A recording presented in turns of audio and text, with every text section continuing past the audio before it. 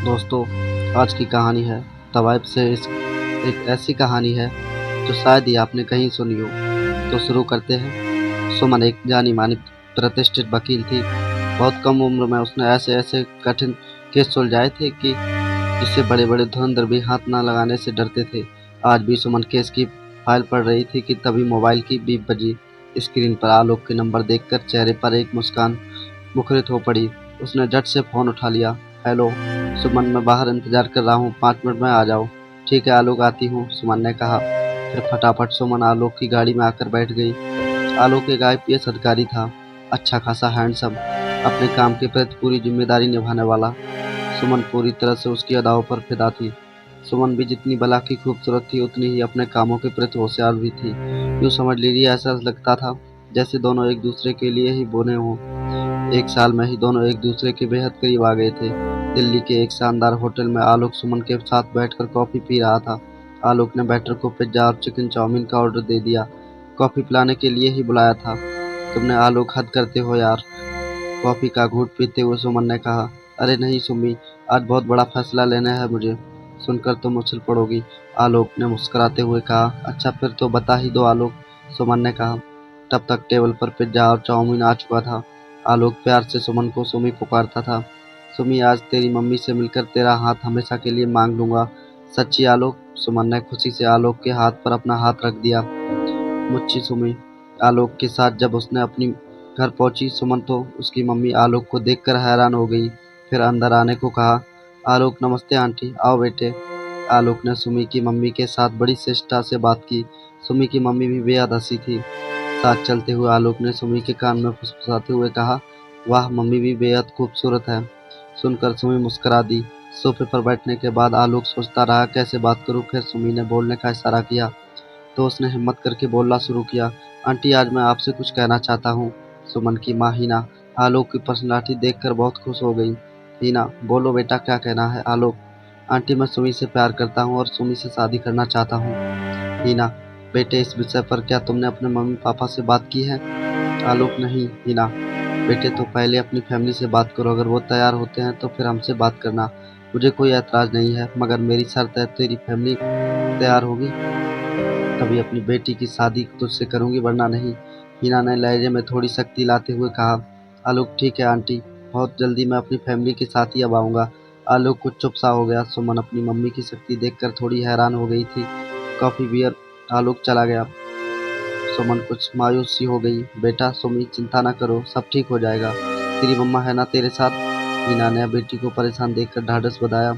आलोक ने आज dinner table पर अपने पापा से बात करने की कोशिश की।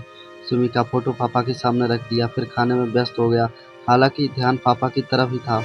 आलोक से पापा एक आईजी थे, मम्मी बैंक में थी और आलोक की एक बहन थी जो डॉक्टर थी। बहन की शादी भी एक डॉक्टर से ही हुई थी।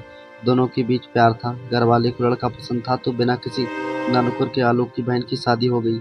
आलोक के पापा ने सुमन की फोटो देखकर अपनी पत्नी की तरफ बढ़ा दिया। फिर आलोक से पूछा, ये लड़की कौन है।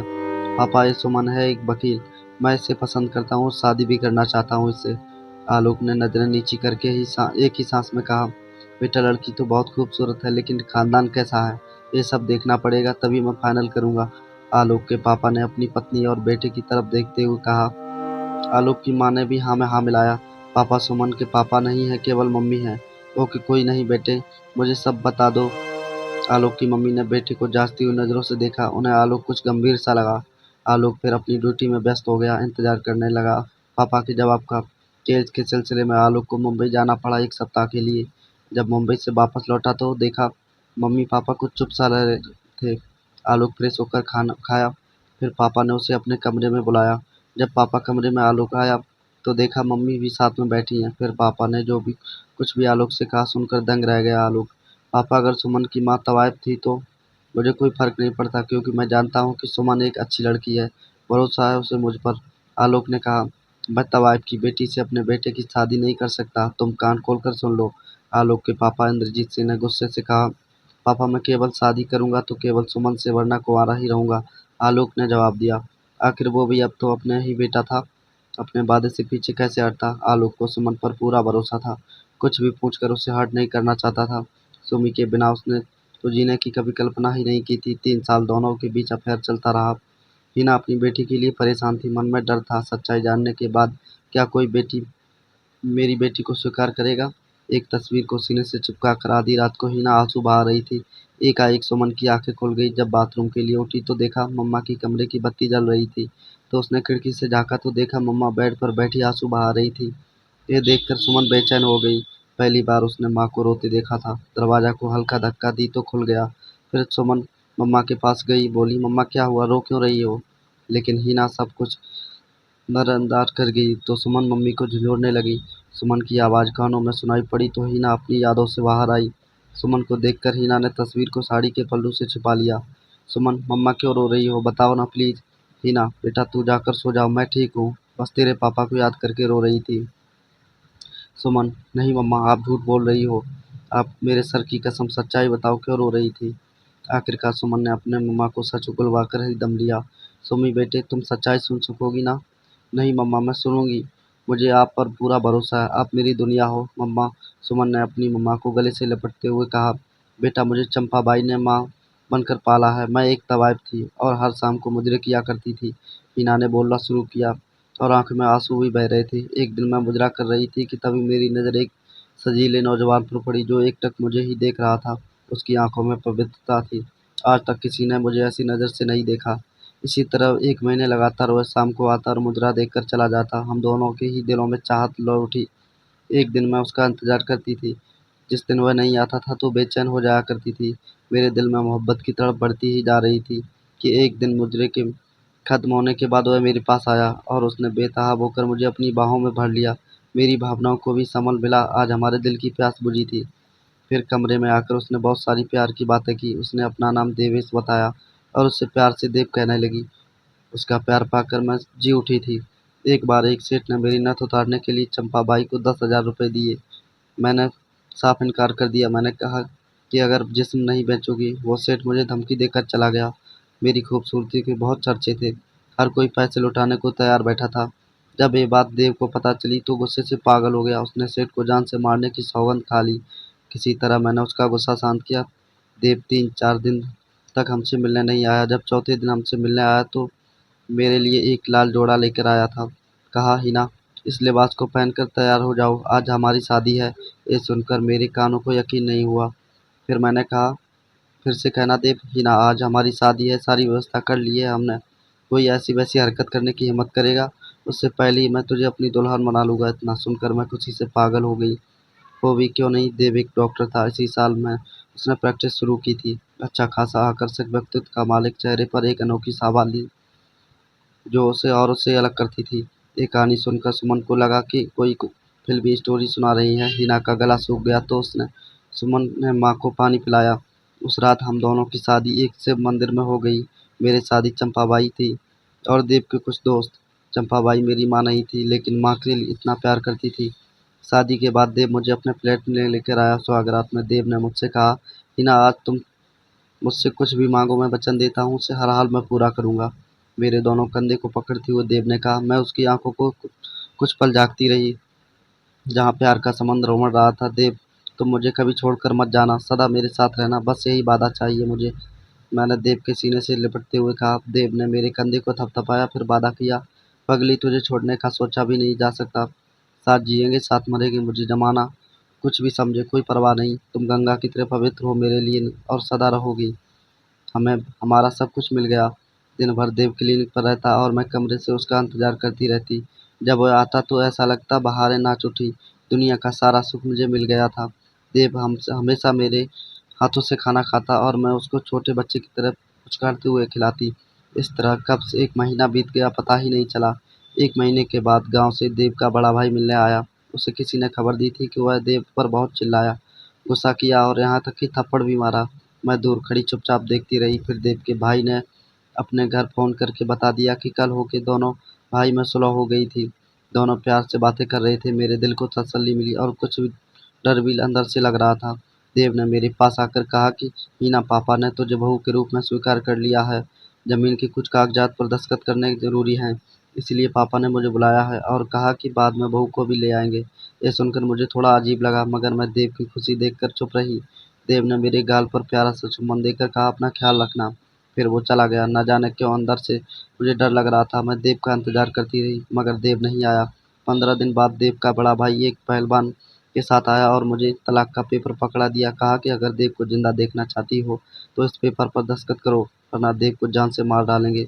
ये सुनकर मेरी जान ही निकल गई और मैंने तलाक का पेपर दस्तखत कर दिया।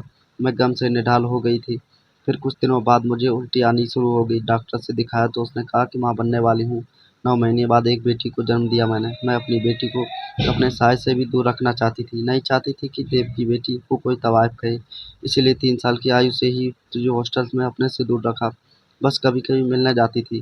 फिर मैंने मुजरा करना शुरू कर दिया, तुझे पढ़ाया लिखाया। जब तुझे कमाने लगी तो मैंने उस धंधे से छोड़ दिया। मैंने अपना जिस्म कभी नहीं बेचा। सुमी बेटा, तेरी शक्ल सूरत तेरे पापा से मिलती है।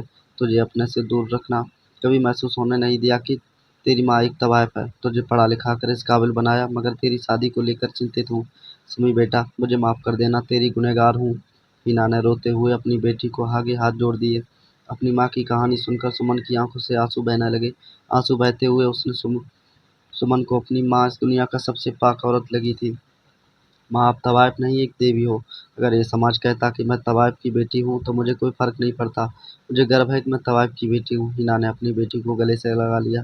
आलोक बहुत परेशान था। उसने अपने पापा से बेहद करीबी दोस्ती मांगी थी, तो उसने वादा किया तो उनकी मदद करेंगे। आलोक हर हाल में सुमन को पाना चाहता था।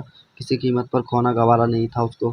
फिर आलोक के पापा उसके दोस्त ने बहुत समझाया कि एक बार लड़की को सामने से देख तो लो, उसके बाद फैसला करना। नहीं चाहते हुए भी अपने दोस्त की बात मान लिया आलोक के पापा ने। और सभी सुमन को देखने उनके घर आ रहे थे। सुमन के तो हाथ पाँव फूले जा रहे थे। हल्की फुल्की मेकअप के साथ तैयार होकर इंतजार करने लगी। पेट खोलने सुमन ही गई थी। आलोक के मम्मी पापा और आलोक और उनके साथ एक आदमी को देखकर सुमन को उसका चेहरा अपना सा लगा, मगर उसने ध्यान हटाकर सबको कमरे में बैठाया। आलोक के पापा ने सुमन से कहा, बेटा अपनी मम्मी को बुलाओ। जब कमरे में हिना आई तो सबको नमस्ते की। फिर उसकी नज़र जब आलोक के पिता के बगल में बैठे आदमी पर पड़ी तो हिना बेहोश हो गई। हिना जोर से चिल्लाए। देवांश ने फिर हिना को गोद में ले लिया। पानी के छींटे मारे तो हिना होश में आई। सभी एक दूसरे को देख रहे थे और बुत बन गए थे। इस सूरत हाल पर किसी को भी कुछ समझ नहीं आ रहा था। फिर देव ने कहा, हिना तुमने मुझे तलाक क्यों दिया? और रोने लगा। हिना, देव तेरे भैया ने धमकी देकर मुझे तलाक के पेपर पर दस्तखत कराए, वरना वो तेरी जान ले लेते। एक दूसरे के बाहों में लिपटे बरसों के बिछड़े प्रेमी अपनी धुन में खो गए। हीना, मैंने दूसरी शादी नहीं की क्योंकि मैंने तुमसे वादा किया था तेरे अलावा कोई और नहीं आएगी। देव ने हीना की आंखों में झांक कर कहा, मम्मा चुप हो जा। जब सुमी ने कहा तो हीना ने देव को इशारा किया, देव भी हमारी बेटी है। तभी देव को सुमन का चेहरा लगा, अपना सा लगा। फिर देव ने अपनी बेटी को सीने से लगा लिया और अपने दोस्त इंद्रजीत को और से मुंह करके कहा, जीत मेरी बेटी तवाइफ नहीं है। बोलो, क्या तुम मेरी बेटी से रिश्ता मंजूर है? इंद्रजीत की भी आंखें भर आईं। बोला, हाँ यार, हमें ये रिश्ता मंजूर है। सबके चेहरे पर खुशी थी। आलोक के पापा ने सुमन से कहा, बेटी मिठाई खिलाओ, खुशी का मौका है।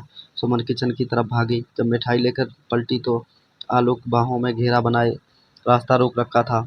सुमी आ जाओ बाहों में। आलोक, वहाँ देख क्या है? आलोक ने दूसरी तरफ देखा कि तभी चुपके से सुमन घेरा तोड़कर भाग गई और आलोक के पीछे से जोरदार तहलका लगाकर भागी। बहारें खिल उठी थीं और काले बादल छट चुके थे। आसमान साफ हो गया था। दोस्तों, आज की कहानी यहीं पर ख़त्म होती है। कहानी पसंद आई हो तो लाइक शेयर सब्सक्राइब करना ना भूलें और हमें कमेंट में ज़रूर बताएं कि ये कहानी आपको कैसी लगी। मिलते हैं नई कहानी के साथ। जय श्री राम दोस्तों।